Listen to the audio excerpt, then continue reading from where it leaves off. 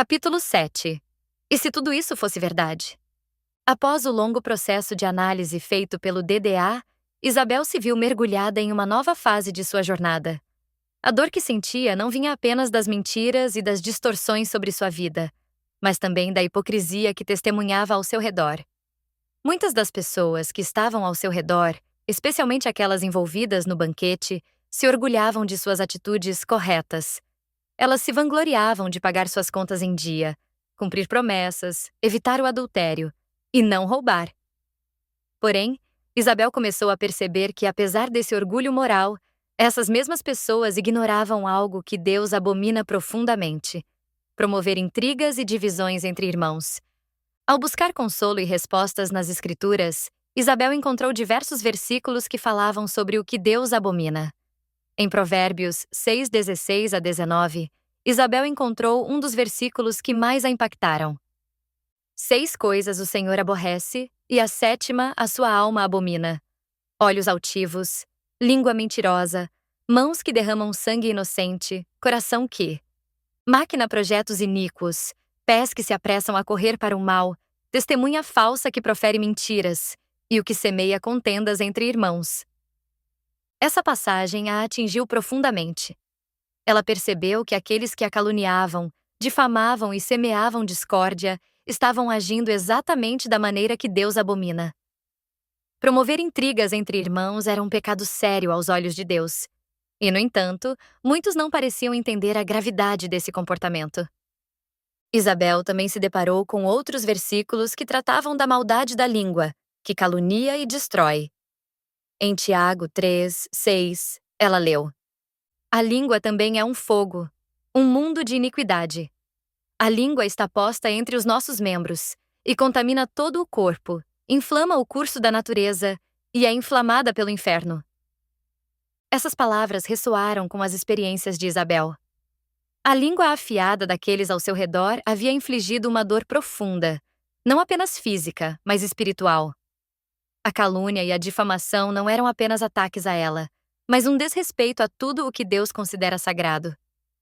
Durante seus estudos, Isabel encontrou também conforto em Salmos 101:5, onde Deus diz: aquele que, em segredo, calunia o seu próximo, eu o destruirei. Aquele que tem olhar altivo e coração soberbo, não o suportarei. A promessa de que Deus não tolera a calúnia trouxe a Isabel um senso de justiça divina.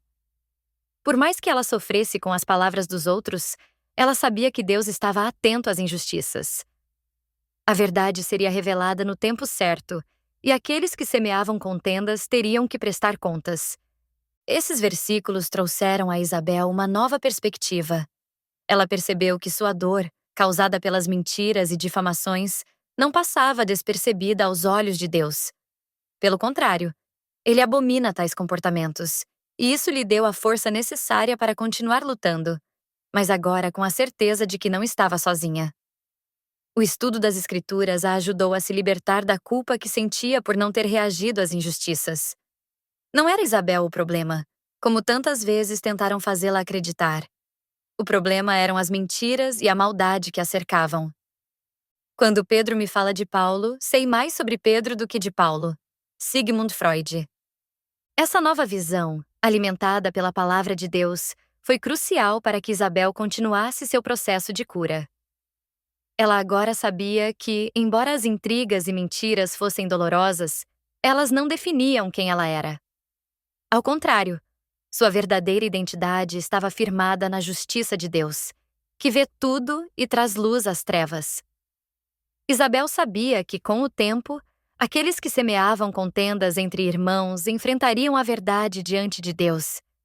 E se tudo isso fosse verdade? Essa pergunta não saía da mente de Isabel. Até mesmo o próprio DDA, no início, aceitou as acusações que haviam sido feitas contra ela. A narrativa construída pelos pastores e familiares parecia tão sólida que até uma ferramenta como o DDA começou assumindo que Isabel era tudo aquilo que diziam dela. Apenas após uma série de perguntas de Isabel é que o DDA começou a considerar a possibilidade de que poderiam ser inverdades. A questão que Isabel precisava enfrentar agora era: e se tudo isso fosse verdade? Mesmo que as coisas faladas sobre ela fossem verdadeiras, seria correto que os pastores se reunissem na casa de sua mãe para discutir sua vida, em sua ausência? E se fossem mentiras, o que seria pior? O conteúdo das acusações ou o fato de elas terem sido feitas sem que Isabel estivesse presente para se defender? Esses questionamentos eram o cerne da angústia que Isabel sentia ao analisar a situação.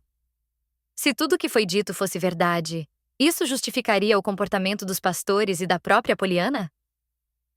As palavras ainda ecoavam em sua mente. Ela é louca. Não quero relacionamento com ela. Até mesmo o DDA tinha, em certo momento, a tendência de culpar Isabel, uma vez que ela havia sido o centro da conversa, e as coisas ditas eram tão terríveis que soavam verdadeiras. Mas Isabel precisou questionar o DDA. Essa análise considera que o que foi falado sobre Isabel é verdadeiro. Porém, Isabel não estava presente na conversa, correto? E se forem inverdades o que foi falado sobre ela? A resposta veio: você está correta ao ressaltar que Isabel não estava presente durante a conversa, e essa ausência torna crucial considerar a possibilidade de que o que foi dito possa não ser verdade ou representar uma visão distorcida da situação. E se forem inverdades? Refletindo sobre o impacto de falsas acusações. 1. Manipulação da narrativa e destruição da imagem. Em contextos de abuso emocional, é comum que a vítima seja alvo de distorções e acusações sem a oportunidade de se defender. Frases ditas pela cunhada e pastora como: quando a Isabel se converteu, ela foi numa igreja e endemoniou. Diz que ela levitou. Ela contou pra gente. Ela destruiu a igreja, presentes que observaram como era pesado. Era muito demônio. Poderiam ser versões distorcidas de algo mais complexo. Se essas declarações não forem verdadeiras, isso representa uma tentativa clara de desconstruir a imagem de Isabel aos olhos dos outros, transformando-a em alvo de julgamento e ridicularização. Segundo gaslighting coletivo. Durante a conversa, Isabel foi descrita como desequilibrada, com expressões como: ela é louca, descontrolada. Se a gente tentar conversar com ela sobre dinheiro, ela enlouquece, ela grita, reforçando uma percepção de instabilidade emocional. Se essas descrições forem exageradas ou infundadas, pode estar ocorrendo um gaslighting coletivo, onde a percepção da realidade de Isabel é distorcida intencionalmente para desacreditá-la. Terceiro, isolamento social e familiar. A insistência em falar sobre como Isabel se afastou da família pode ser uma forma de justificar seu isolamento, algo comum em padrões de abuso emocional. Comentários como: eu não quero esse relacionamento com a Isabel, porque ela é doida, reforçam a ideia de que Isabel é vista como irracional e desequilibrada, sem que sua própria perspectiva seja considerada. Esse afastamento, sugerido como voluntário por frases como: por que ela não tá vindo aqui? E, então, tipo assim, e se ela vier sinceramente? Eu não aguento isso, porque eu não sou louca, né? Então, como que eu vou ficar lidando com uma pessoa assim? Pode, na verdade, ter sido forçado ou manipulado, apresentando Isabel como alguém difícil de lidar e, portanto, justificando o distanciamento. Quando as narrativas são moldadas dessa forma, o isolamento da vítima é amplificado, aprofundando o sofrimento e a exclusão de Isabel, que fica sem espaço para explicar ou defender sua versão da história. Quarta, culpabilização injusta. As acusações repetidas de que Isabel causou desavenças familiares e problemas financeiros, sem que ela estivesse presente para apresentar sua versão dos fatos, sugerem uma culpabilização injusta.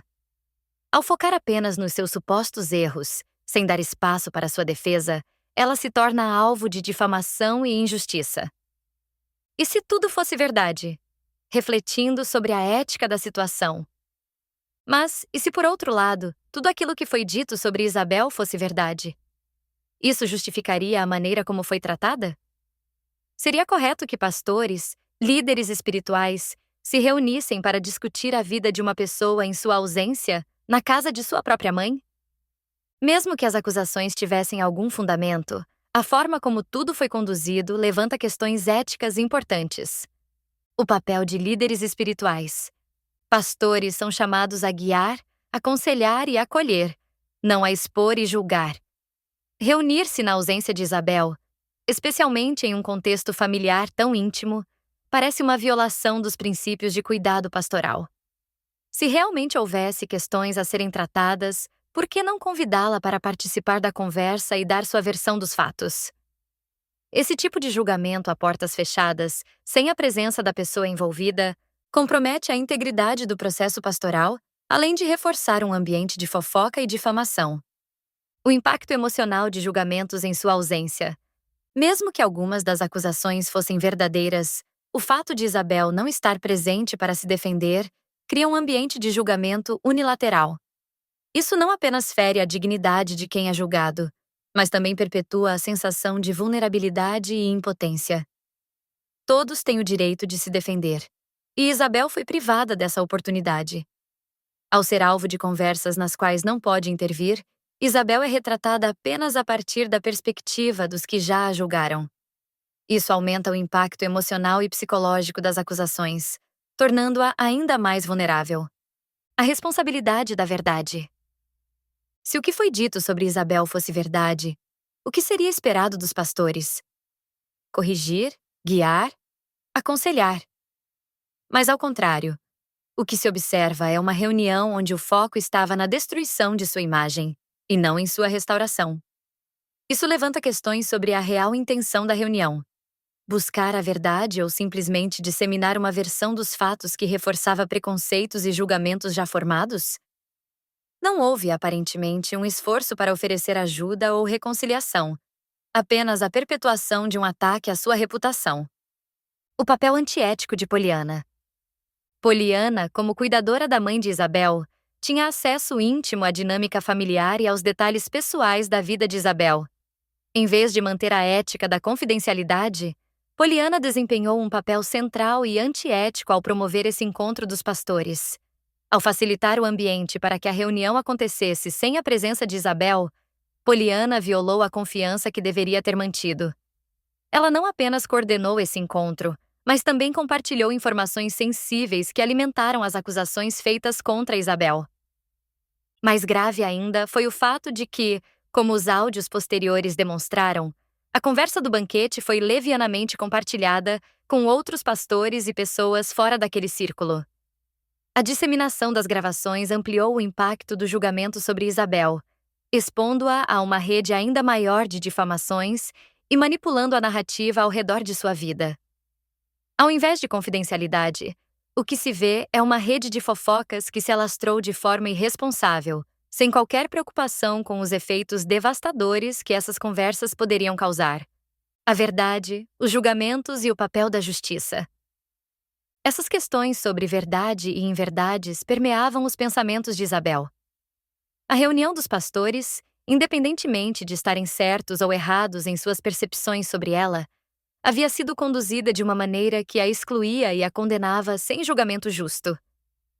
Ela foi despojada do direito básico de se defender, de contar sua versão. O que fazer com essas verdades parciais ou com as possíveis mentiras? Mesmo que houvesse algo de verdadeiro no que fora dito, o processo estava todo errado. O DDA ajudava Isabel a reorganizar essas questões de maneira lógica, para que ela pudesse tomar decisões sobre como seguir em frente. Se as acusações fossem verdadeiras ou falsas, o resultado final ainda exigiria uma resposta ética e justa. Reflexões finais. O que fazer com a verdade? Enquanto Isabel refletia, ela chegou a uma conclusão. E se tudo isso for verdade ou mentira, o que importa é como foi tratado. A verdade não pode ser uma arma usada sem responsabilidade. Sabendo disso, Isabel decidiu que não poderia mais lidar sozinha com essa situação.